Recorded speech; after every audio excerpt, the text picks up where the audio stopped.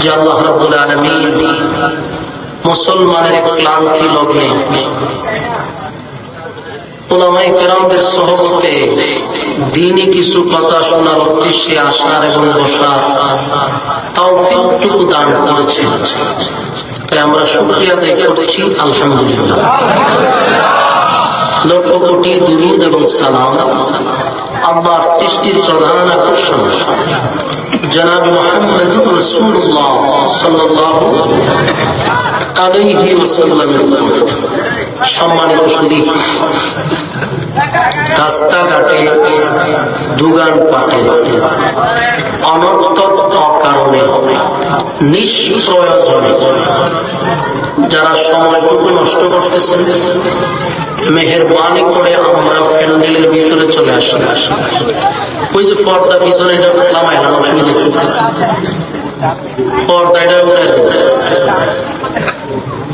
যারা রাস্তাঘাটে আছেন, মেহেরবানি করে আমরা বেহুদা সময়টুকু নষ্ট না করি, আমরা প্যান্ডেলে চলে আসি। হায়াতের জিন্দেগিতে বেঁচে থাকলে আগামীকাল পর্যন্ত যদি বাচ্চা থাকি, আড্ডা মারার কিন্তু সুযোগ আছে, গল্প করারও সুযোগ আছে বাচ্চা থাকলে। আর যদি আজরাইল আয়সা করে রাখতে তার সুযোগ নেই, কিন্তু বাচ্চা থাকলে সুযোগ আছে, গল্প করতে পারবে। কিন্তু আগামীকালকে বেঁচে থাকলেও এই মাহফিলটাতে বসতে পারবেন না, ঠিক না? তাহলে আমি বেঁচে থাকলে গল্প করতে পারবো, বেঁচে থাকলে মাহফিল পাবো না। বুদ্ধিমান ওই ব্যক্তি যে দুনিয়ার সমস্ত কাজকর্ম বাদ দিয়া প্যান্ডেলে বসে যাও।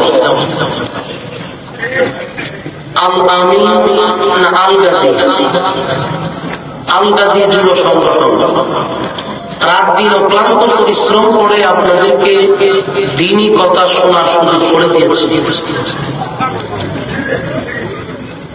এখন যদি আপনারা প্রতিদিনের মতো গল্প দিয়েই ব্যস্ত থাকেন, আড্ডা দিয়েই ব্যস্ত থাকেন, এই সংগঠনটা এত কষ্ট করবো, তার মূল্য থাকে না, ঠিক না?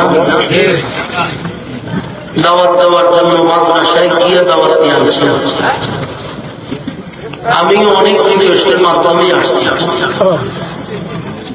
কারণ হলো রাস্তার পাশে বসে সুন্দর কোনো প্রোগ্রাম দেওয়ারই অভাব নাই। কি হেতু ভিতরে আসার তেমন দরকার নেই, রাস্তার পাশে তো আছে। না আসলাম কেন? মহব্বতের কিছু দুই একজন লোক আছে আপনাদের এলাকার, এদের রিকোয়েস্টে আপনাদের এখানে প্রোগ্রাম রাখছি। দেখি আমরা রাস্তাঘাটে আড্ডা মারে, ফায়দা আমার হলো না, আপনারা কেউ ফায়দা হবে। মেহেরবানি করে বসে দেয়। আপনাদের কর্তৃপক্ষ থেকে আমরা বলছে নবীজির সম্মান নিয়ে আলোচনা করার আবদার। এই জন্য আমি আপনাদের সামনে সবচেয়ে ছোট একটা সূরা কোরআনের আপনাদের সামনে আমি তেলাওয়াত করছি। এর থেকে কোন ছোট সূরা কোরআনে আর নাই। সূরাটার নাম হলো সূরা কাউসার। সবচেয়ে ছোট একটি সূরা, এর নাম হলো সূরা কাউসার। এই সূরাটাই রাসূলের শান মান মর্যাদা নিয়ে আলোচনা।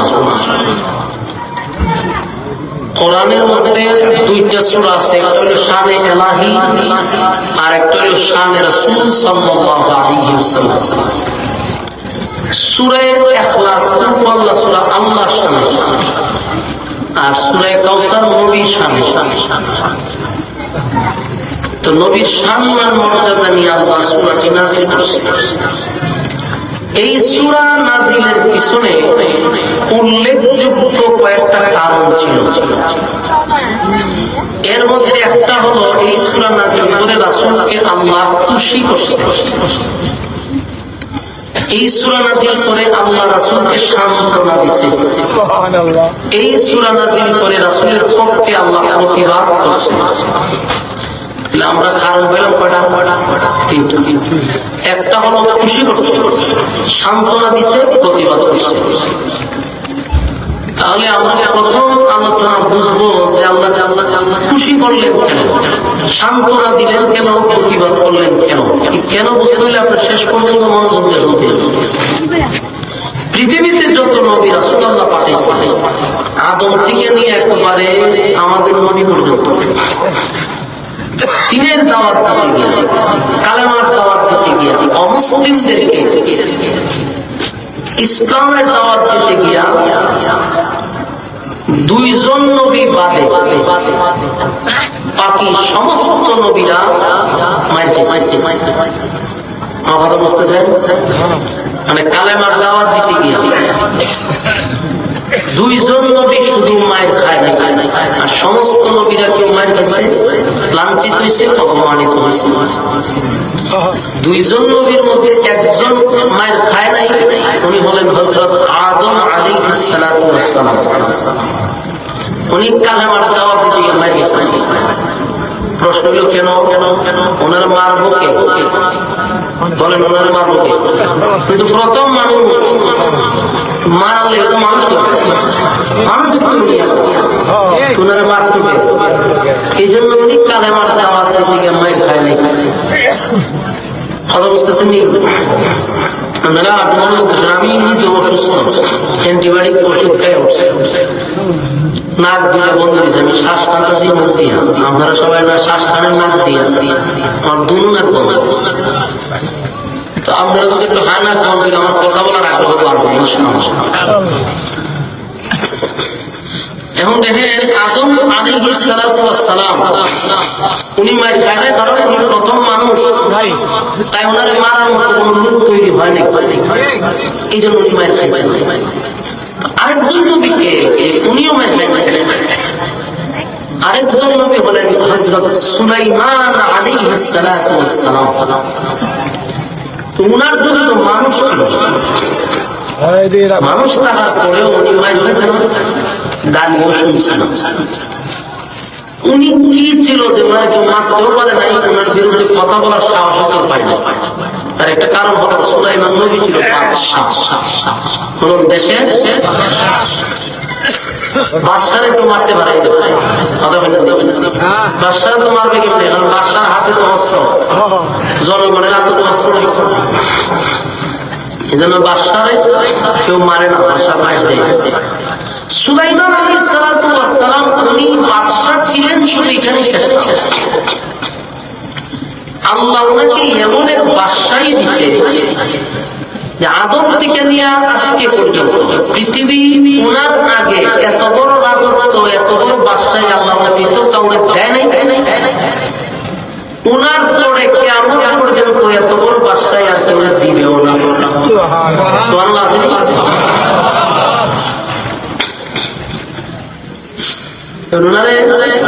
বাদশাহী আল্লাহ এমন দেওয়া দিচ্ছে, ওনার আগেও তোমার বাদশাহী কারণে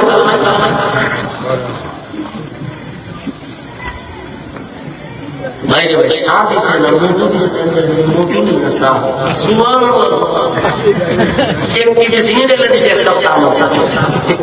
শিরা শিরা সালা শিরা দিছে, বাবা মানুষের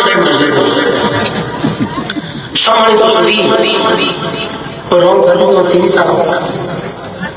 এখন দেখেন সুলাইমান নবী বাদশাহ ছিল, আমার সাধারণ বাদশাহ না। উনারা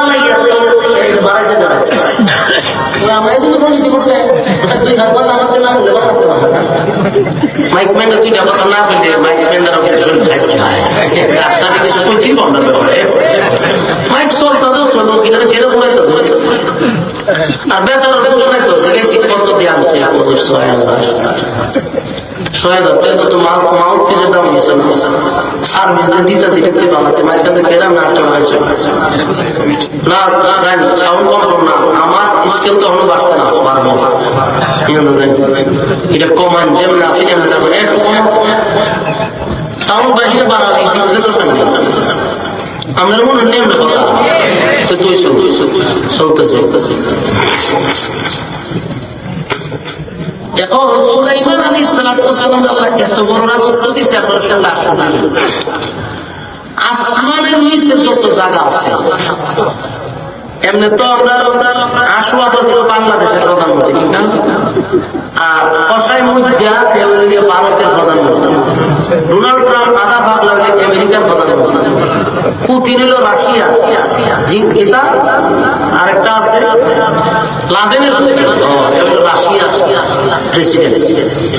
এরপরে আরো আছে না চীনের প্রধানমন্ত্রী। এরকম একটা দেশের সীমানা আছে এখন পর্যন্ত এই দেশের বাদশা।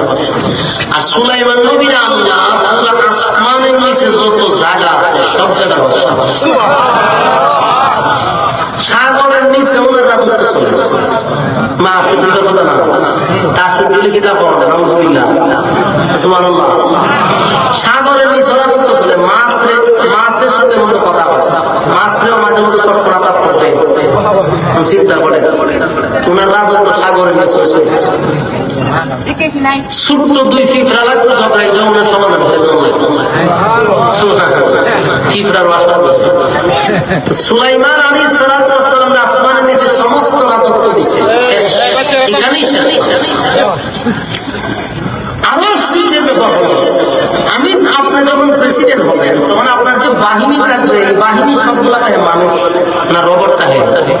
মানুষ। কিন্তু সুলাইমান নবীর বাহিনী শুধু মানুষ না, ওনার বাহিনী ছিল জিন্নাত। মানুষের পাশাপাশি কি ছিল? জিন্নাত ওনার বাহিনী। সুলাইমান নবীর শুধু জিন্নাতকারী বাহিনী না, সুলাইমান নবীর বাহিনী হল পাখিরা পর্যন্ত ওনার বাহিনী ছিল। পাখিদের মধ্যে কাউকে মন্ত্রিত্ব দিছে।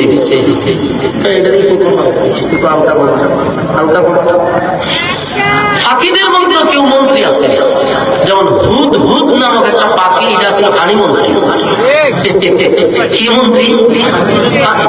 এই ছোট্ট পাখিটাও পানি মন্ত্রী, মানে মন্ত্রিত্ব দায়িত্ব পালন করে। কারণ আপনি চিন্তা করেন সুলাইমান নবী আল্লাহ কি পরিমাণ রাজত্ব দিছে। এই নবীরে তো মারবো, মারা সাহস হলো জিন্নাতে দিয়ে আসার দামে গেলে। তাহলে আমরা দুইজন নবী পাইলাম যারা মাইকে চাই। আর সমস্ত নবীরা কালেমার দাওয়াত দিতে গিয়ে রক্ত ঝরেছে। অথচ সমস্ত নবীদের মধ্যে ইমামুল মুরসালিন যিনি, সমস্ত নবীদের ইমাম, মাতার মুকুট যিনি, নবীদের নবী, রাসূলগণের রাসূল নবী মুহাম্মদুর রাসূলুল্লাহ সাল্লাল্লাহু আলাইহি ওয়াসাল্লাম, উনি হলেন সর্বশ্রেষ্ঠ নবী, সর্বশ্রেষ্ঠ নবী। সেই নবী তো ইচ্ছা করলে এমনি দাওয়াত দিয়ে আনাইতে পারত, মায়ের খাওয়ার দরকার ছিল, কিন্তু রাসূল মায়ের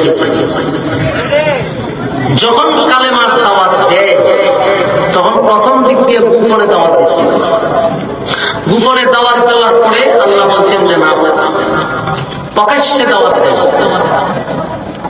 প্রকাশ্যে দাওয়াত দেওয়া শুরু করল। প্রথম যারা কালেমা পড়ছে অধিকাংশ ছিল গরিব, কৃতদাস, গোলাম। একেবারে গরিব মানুষরা কালেমা পড়ছে। যেমন বেলাল ছিল গোলাম, খাব্বাব ছিল গোলাম, আর অসংখ্য লোক গরিব মানুষ এসে কালেমা পড়ছে। দেখবেন বেশিরভাগ গরিব মানুষরা ইসলামের প্রতি বেশি অগ্রসর থাকে। বড় লোকরা কিন্তু ইসলামের একটু দাঁড় দাঁড়ায়। গরিব মানুষটা ইসলামের প্রতি তাদের বেশি আকর্ষণ। আর আল্লাহ বলেন গরিবরা ধনীর 500 বছর আগে জান্নাতে যাবে। তো রাসূল দাওয়াত দিল। তো গরিব তো এদের মানলে কেউ প্রতিহত করে না, বেলালদের মানলে কেউ প্রতিবাদ করে না, খাব্বাবরে মানলে কেউ প্রতিবাদ করে না। চলতেছে কালেমার দাওয়াত, চলতেছে নির্যাতন। আমরা কিন্তু মাথায় রাখবেন, সূরা কাউসার নাযিল হইছে শান্তির সুখ।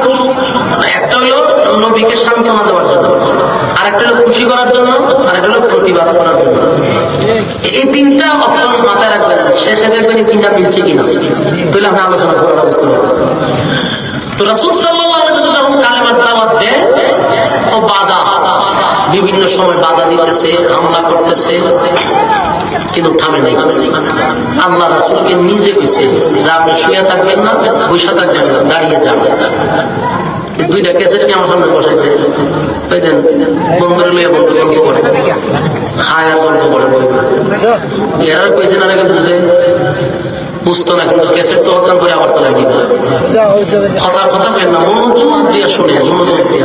ইচ্ছা কাহিনী মনোযোগ লাগে না, কিন্তু কোরআনের কথা শুনতে গেলে না মনোযোগ দিয়ে শুনতে গেলে ধ্যান খেয়ালে শুনলে আমার ভালো লাগে। এখন বুঝেন আল্লাহ নিজে বলতেছেন আপনি এইভাবে শুয়ে থাকলে চলবে না, আপনাকে যে মিশন নিয়ে আমি পাঠাইছি এটা সাকসেস করতে হবে। এই জন্য সূরা মুজাম্মিল নাযিল করছে, ইয়া আইয়ুহাল মুযাম্মিল কুমিল লাইলা ইল্লা কালিলা নিসফাহু আও ইনকুস মিনহু কালিলা আও জিদ আলাইহি ওয়া রাত্তিলিল কুরআনা তারতিলা। আল্লাহ বলেন বন্ধু চাদর দিয়ে আপনি শুয়ে থাকলে চলবে না, চাদর আবৃতওয়ালা বলতে যে জিনিসটা দিয়ে উনি শুয়ে আছে ওইটার দিয়ে কমলিওয়ালা চাদর আবৃতওয়ালা লুডেন দাঁড়িয়ে যান। কিয়ামুল লাইল রাতের নামাজে দাঁড়ান, দাঁড়ায় কি করবেন? ওয়ারাত্তিলিল কুরআনা তারতিলা। আপনি নামাজে দাঁড়াইয়া তারতিলের সাথে কোরআন তেলাওয়াত করেন। তাহলে বোঝা গেল নামাজে দাঁড়াইয়া আমরা তারতিলের সাথে কোরআন তেলাওয়াত করতে হবে। কোরআন তেলাওয়াত যদি তারতিলের সাথে না হয় নামাজ হবে না। কথা বুঝতেছেন নি? সহি শুদ্ধভাবে যদি কোরআন তেলাওয়াত না হয় নামাজ শেষ। আর নামাজ ভঙ্গের কারণ হলো নিষ্ঠা। আর প্রথম কারণ হলো নামাজ অশুদ্ধ পড়া। তা আপনি অশুদ্ধ পড়তেছেন 60 বছর ধরে, আবার এখানে দাগ হয়ে আছে হাক্কা নামাজি, কিন্তু সূরা ফাতিহা হয় না। হয় না বলে না, শিখার চেষ্টাও করে না। যদি খবরে চাচা আল্লাহ শুরু করে না, হয়তো আল্লাহ মাফ করবো। কি সহজ ভাষায় হয়তো আল্লাহ মাফ করবো। কেন আল্লাহ মাফ করতো? আমরা 70 বছর সময় দিচ্ছে, তা মাফ করতো কেন? শিখার তো সুযোগ দিচ্ছে, আমি শিখে না কেন? এই সূরা ফাতিহা পড়তেছে হয় না, অথচ নামাজ ভঙ্গের কারণ জিনিসটা প্রথম কারণই হলো নামাজ অশুদ্ধ পড়া। নামাজ শেষ ওয়াজিব তাজিব তো বহুত করে, আল্লাহ নিজে বলতেছে আপনি তারতিলের সাথে কোরআন তেলাওয়াত করেন। রাসূল দাঁড়ায় গেলেন, নিসফাহু আও ইনকুস মিনহু কালিলা। রাতের দ্বিতীয় অংশে আপনি দাঁড়ান। তাহাজ্জুদের নামাজ, তাহাজ্জুদের নামাজের মাধ্যমে কি হয়? আল্লাহর সাথে সুসম্পর্ক তৈরি হয়। 5 ওয়াক্ত নামাজ দিয়ে কিন্তু আল্লাহর বন্ধু হওয়া যায় না। 5 ওয়াক্ত নামাজ দিয়ে আল্লাহর ওলি হওয়া যায় না। 5 ওয়াক্ত নামাজ হলো স্বার্থের নামাজ। আমি পড়লে জান্নাত থেকে জান্নাত পাবো, পড়লে জাহান্নাম থেকে বাঁচবো, এটা আমার স্বার্থে আমি পড়ি। এটা আমার স্বার্থ, নামাজটা পড়ি আমার স্বার্থ। পড়লে জান্নাত, না পড়লে জাহান্নাম। তা আমি জাহান্নামে যাইতেছি না, আমি জান্নাতে যাইতেছি, তাই নামাজ পড়ি। কিন্তু এইটা তো আমাদের স্বার্থে আমরা জান্নাত পাইবার লাগে। কিন্তু তাহাজ্জুদের নামাজ তো জান্নাত পাইবার লাগে না। তাহাজ্জুদের নামাজ হলো আল্লাহর সাথে বন্ধুত্ব করার লাগে। এই জন্য পৃথিবীতে যত আল্লাহর ওলি আছে সব তাহাজ্জুদের নামাজ পড়েছে। কথা বুঝতেছেন নি? তাহাজ্জুদের নামাজ বাদে কেউ আল্লাহর ওলি হইতে পারে না। এই বেড়া বেড়ি জট লাগিয়ে আপনি আল্লাহর ওলি হওয়া সম্ভব? কথা বলেন না। ঢুলঢুকি বাজায় আল্লাহর ওলি হওয়া সম্ভব? গান গায়ে আল্লাহর ওলি হওয়া সম্ভব? গাঞ্জা খাইয়া? আল্লাহর ওলি হইতে গেলে শেষ রাতে দাঁড়াইয়া তারতিলের সাথে কোরআন তেলাওয়াত করতে হবে। কথা বলেন। এই জন্য আল্লাহ বলে ওয়ারাত্তিলিল কুরআনা তারতিলা। তারতিলের সাথে কোরআন তেলাওয়াত করতে হবে। বন্ধু তারতিলের সাথে কোরআন তেলাওয়াত শুরু করছে, চলতেছে, কালেমার দাওয়াতও চলতেছে, বিরোধিতাও চলতেছে, দাওয়াতও চলতেছে, বাধাও চলতেছে, দাওয়াতও চলতেছে। আল্লাহ বলেন বন্ধু ওয়ারাত্তিলিল কুরআনা তারতিলা, আপনি রাতের একটা অংশে তারতিলের সাথে তেলাওয়াত করেন। নিসফাহু আও ইনকুস মিনহু কালিলা। রাতের যে কোনো একটা অংশে দাঁড়াইয়া দাঁড়াইয়া আপনি তেলাওয়াত করেন। হাবিবে কিবরিয়া যখন তেলাওয়াত করতে লাগলো, মক্কার কিছু মানুষ যারা বিরোধিতা করে তেলাওয়াতের আসক্ত হয়ে গেছে, ভক্ত হয়ে গেছে। সুবহানাল্লাহ। আল্লাহ যেন পড়তে থাকে, নবীও প্রতিদিন পড়ে। যারা নবীর বিরোধিতা করে কিন্তু ওই তেলাওয়াত শোনার জন্য রাতের বেলায় লুকাইয়া লুকাইয়া কোরআন তেলাওয়াত শুনে।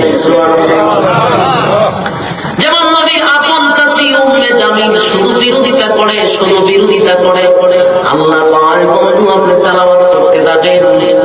এত বিরোধিতা করার পরেও এই মহিলা নবীর তেলাওয়াতের ভক্ত হয়ে গেছে। রাতের ঘুম হারাম করে নবীর কণ্ঠের তেলাওয়াত শুনত। যদি নবী তেলাওয়াত না করতো এই মহিলা কি বাজাইত, রাগ হইত। আল্লাহর হাবিব তেলাওয়াত দাওয়াত দেয়, বাধা দেয়, মানুষ উনারে গালি দেয়, পাগল বলে, কিন্তু উনি থামে নাই। উনাকে যারা শেলটার দিত এর মধ্যে একজন হলেন আম্মা জান খাদিজা, নবীর স্ত্রী আম্মা জান খাদিজা রাদিয়াল্লাহু তাআলা আনহা। যদিও স্ত্রী ছিল, শুধু স্ত্রী না, নবীর একজন গার্জিয়ান ছিল। নবীর বিরুদ্ধে কেউ কথা বলতো কিন্তু খাদিজার সামনে বলতো না। খাদিজা কয়েকটা গুণে গুণান্বিত ছিল, যার জন্য মক্কার মানুষ মানে সম্মান করত, শ্রদ্ধা করত, ওনার সামনে কথা বলার সাহস পাইত না। একটা গুণ হলো উনি দরিদ্র ছিল, শিল্পপতির টাকা আছে, টাকা থাকলে মানুষ সম্মান করে, ঠিক নেই? টাকা থাকলে সম্মান করে, টাকা নাই সমাজে এখন কোনো দাম নাই, টাকা আছে সম্মানও করে, ঠিক নেই?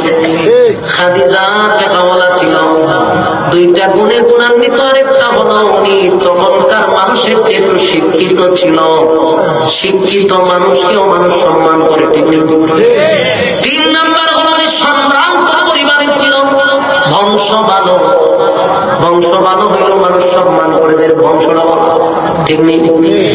4 নাম্বার হলো মানুষ যদি সুন্দর হয় তার আলাদা একটা দাম আছে। দেখছো কি সুন্দর, সুন্দর মানুষের প্রতি মানুষের একটা দুর্বলতা আছে। খাদিজা তখনকার যুগের সমস্ত মহিলাদের মধ্যে সবচেয়ে বেশি সুন্দরী। তাহলে কয়েকটা গুণে গুণান্বিত, তাই নবীরে গালি দিলেও আম্মা জান খাদিজার সামনে কেউ গালি দিত না, প্রতিবাদ করতো না। নবীর একজন গার্জেনও বটে, অন্যদিকে আরেকজন ছিল নবীর আপন চাচা আবু তালেব। আবু তালেব নবীর আপন চাচার চাচা, কিন্তু আবু লাহাব ছিল, কিন্তু আবু লাহাব করতো বিরোধিতা, আবু তালেব করতো প্রতিবাদ। সুবহানাল্লাহ। আবু তালেব নবীরে নিজের সন্তানের মতো লালন পালন করছে, নবীর বিরুদ্ধে কেউ কথা বললে আবু তালেব দৌড়াইয়া করতে বাহির হয়েছে। তাহলে দুইজন লোক নবীর দাওয়াতের ক্ষেত্রে অনেক উপকার করত, শেল্টার দিত। ঘটনাক্রমে আমার নবীর চাচা আবু তালেব দুনিয়ার থেকে বিদায় হয়ে গেছে। আমার যুবক ভাইরা, মুরব্বী বাবারা, সূরা কাউসার নাযিল হওয়ার পিছনে 3টা কারণ। একটা নবীর খুশি করা, একটা সান্ত্বনা দেওয়া, আর একটা নবীর পক্ষে হইয়া আল্লাহ প্রতিবাদ করছে। এই 3টা কারণ আমরা আলোচনার মাঝখানে বাহির করব ইনশাআল্লাহ। তাহলে আপনি এই কথাগুলি মনে রাখতে হবে। কয়েকটা পয়েন্ট আছে, শুধু মনে রাখবেন। নবী কয়েকটা আঘাত পাইছে, আঘাত গুলা গনে গনে হাতে রাখবেন। 1 নাম্বার আঘাত হইল নবীর চাচা দুনিয়ার থেকে বিদায় হয়ে গেছে। এটা নবীর অনেক কষ্ট দিচ্ছে, কারণ এই মক্কা নগরীতে আপন বলতে কেউ নাই রে। নবীরে যদি কেউ মারছে, গালি দিছে, প্রতিবাদ করার মতো কেউ নাই। আবু তালেব ছিল, আবু তালেব নবীর পক্ষ হইয়া 3 বছর কারাবন্দী ছিল, নবীর জন্য জেল কাটছে, নবীর জন্য বহু কিছু সহ্য করল। নবীর বিরুদ্ধে কেউ কথা বললে সর্বপ্রথম আবু তালেব দৌড়ায় গেছে। সে আবু তালেব দুনিয়া থেকে বিদায় হয়ে গেছে। আমার নবীর মনে একটা ধাক্কা লাগছে। নবীর চাচা নাই, বাবার আদর রাসূল পায় নাই, কিন্তু চাচা নিজের সন্তানের মতো নবীরে লালন পালন করছে রে। নিজে না খাই আমার নবীরে খাওয়াইছে। নিজের সন্তানের মুখে আগে খাবার তুলে নাই, আমার নবীর মুখে খাবার তুলে দিছে। সেই চাচা দুনিয়া থেকে বিদায় হয়ে গেছে। বলুন তো আমার নবীর মনে কষ্ট আছে না নাই? আরো জোরে। নাম্বার 1 ইয়াদ রাখবেন, প্রথম কষ্ট লাগলো চাচা চলে গেল, নবীর মনে একটা আঘাত লাগছে গো।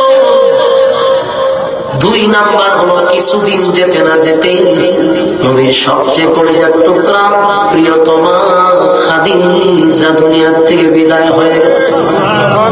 হায় হায়,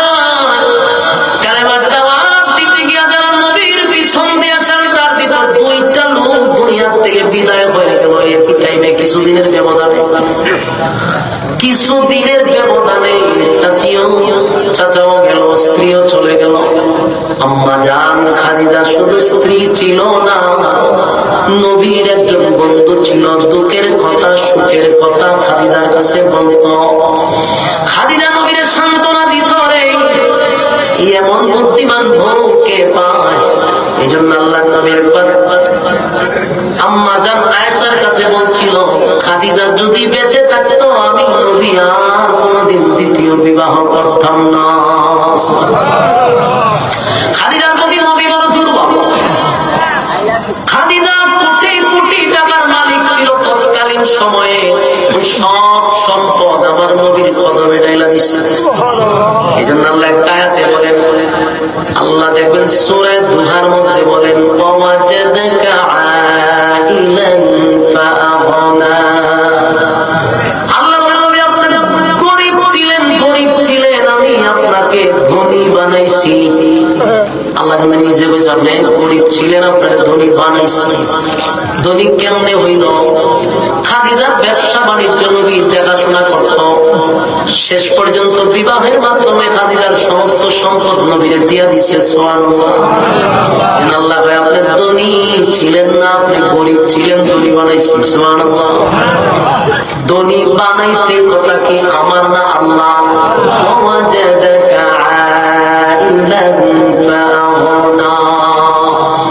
আপনি গরীব ছিলেন, আমি আপনাকে ধনী বানাইছি। তার মানে আমার নবী কি শুধু গরিবই ছিল না, ধনীও ছিল? আজকে বাংলাদেশে ওয়াজ চলে, নবী গরিব, নবীর পেটে পাথর। এই ওয়াজ পাবলিক আর কত শুনবে? নবী তো ধনী ছিল, একবারই ওয়াজ করস না কেন? খানাদের দেখবেন নবী গরিব, নবীর পেটে পাথর। অথচ আমার নবী দেশের প্রেসিডেন্ট ছিল, মৌলবী মানুষকে জানাইতে চায় না। বুঝুন কি কথা? নবী দেশের প্রেসিডেন্ট ছিল, এই খবর জানেন না আপনারা? অনেকে জানে। দেশের প্রেসিডেন্ট ছিল, তো আমার নবী দেশের প্রেসিডেন্ট ছিল, ওইটা তো বলার দরকার, পাবলিককে জানানোর দরকার। সারা জীবন পাবলিক শুনছে নবীর পেটে পাথর, নবী গরিব, খাইতে পাইছেন, অথচ নবী দেশ চালাইছে। বলে তো আমাদের ইসলামের ইজ্জত করে এই গরিব গরিব কইরা সমস্ত রাম বামরে সুযোগ করে দিচ্ছে। এখন হুজুররা রাজনীতি করলে হুজুররা রাজনীতি হয়েছে জিগায় আপনার রাজনীতি হয়েছে ওই যে এই দুষ্ট এরা দুষ্ট দুষ্ট মৌলবী ওয়াজ আলে নবী গরিব, নবীর ভেড়ো ভাবত। এই ওয়াজ নিয়ে রাম বাবা সমস্ত করে পেয়েছে যে হওয়ার নবী তো গরিব আছেন, সত্যি হুজুররা রাজনীতি করে নবী খাওয়ান পাইছে না। নাউজুবিল্লাহ।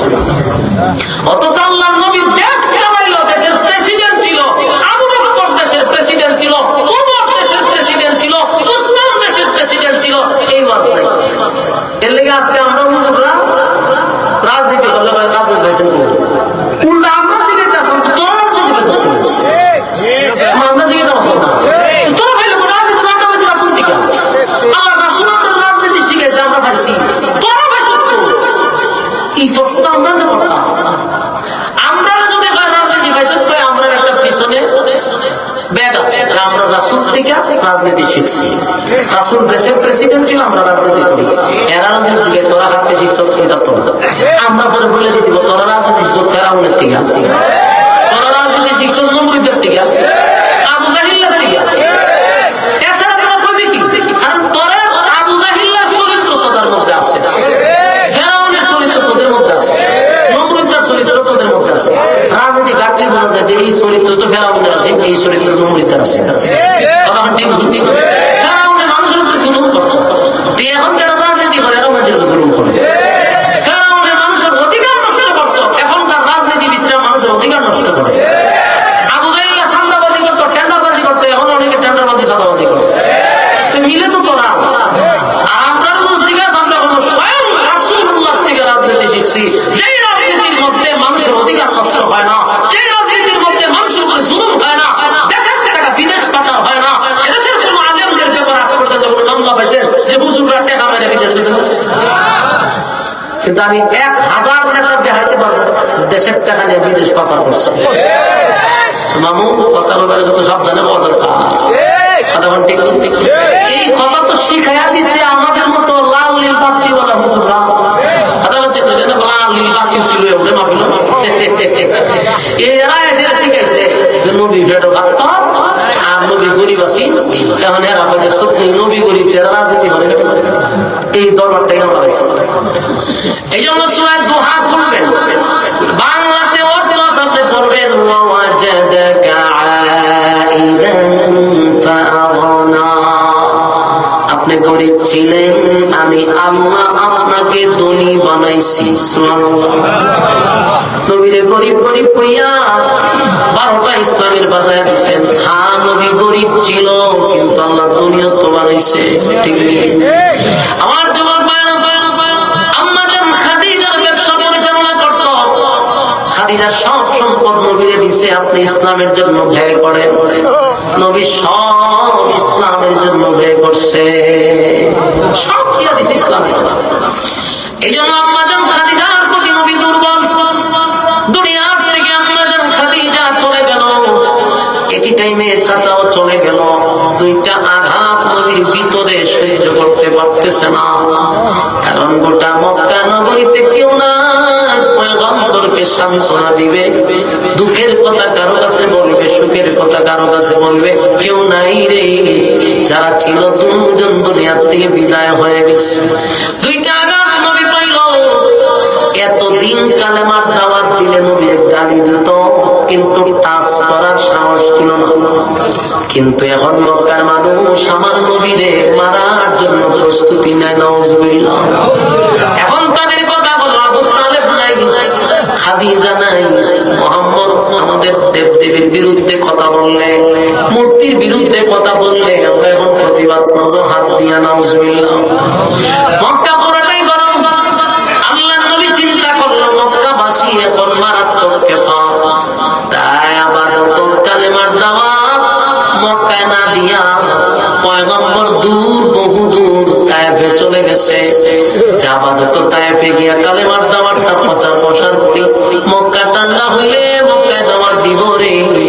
কিন্তু আজকের বিষয় হলো তায়েফে যাওয়ার পরে সেখানে গিয়া সর্বপ্রথম নবী রক্তে রঞ্জিত হয়। আপনারা ইতিহাস জানেন, বলার প্রয়োজন নাই। তায়েফের ময়দানে নবী রক্তাক্ত হইল, বেহুশ হইয়া নবী জমিনে পড়ল। এরপরে রক্তাক্ত শরীরটা লইয়া আমার নবী আবার মক্কায় আসলো। আঘাত কয়টা চলবে না। 1 নাম্বার, চাচা চলে গেছে মনে কষ্ট, স্ত্রী চলে গেছে মনে কষ্ট। 3 নাম্বার, এমন কোন জায়গা নাই শরীরে যেখান দিয়ে রক্ত বাহির হয় নাই। আঘাতের পর আঘাত, রক্তে রঞ্জিত হয়ে গেল। আল্লাহর হাবিব মক্কায় আসলো। পরিস্থিতি এতটা ভয়ানক, এতটা আঘাতে নবী আঘাতপ্রাপ্ত হয়েছে। একটা মানুষ আমার নবীর সান্ত্বনা দিল না।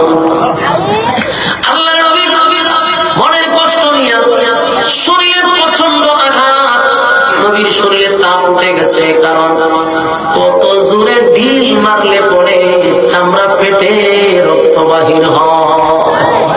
চিন্তা করেন আপনারা, যদি আমি ঢিল মারি জায়গাটা ফুলে যাবে, রক্ত মরে যাবে, কিন্তু সহজে রক্ত বাহির হয় না।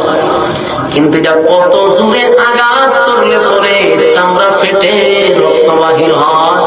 আমার নবীর এত ভাবে বৃষ্টির মতো কাতর মারছে রে, নবী রক্তে রঞ্জিত হয়ে গেল। আসলো মক্কায়, কিন্তু মক্কার মানুষ নবীর ব্যথায় ব্যথিত না, বরং উল্টা হাসি তামাশা শুরু করছে। নাউজুবিল্লাহ। একটা একটা করে বলে দেখবেন, চাচা মারা গেল, স্ত্রী মারা গেল, নিজে রক্তাক্ত হইল। আল্লাহর হাবিব রক্তাক্ত হয়ে গেল। এর কিছুদিন যেতে না যেতে নবীর 4টা ছেলে সন্তান ছিল। কয়জন?